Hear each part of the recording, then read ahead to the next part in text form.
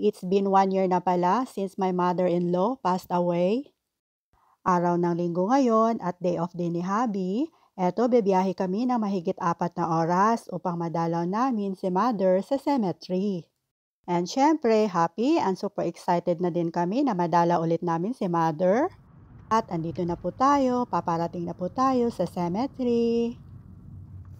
At sa wakas, nakarating na din kami.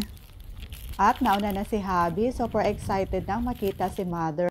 May dala nga pala akong bulaklak para kay mother. Isa ito sa mga favorite flowers na gusto niya. Itong purplish orchids. Ayan po. So, napaka-quiet ng cemetery ngayon.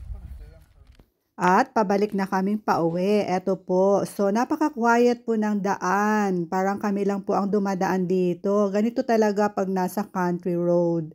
At ito nga pala yung canola field. Ang ganda-ganda. Ito yung ginagawang canola oil. So, ayan po. So, napatigil kami. Hindi ko mapigilan ang mag-selfie at mag-enjoy behind the canola field.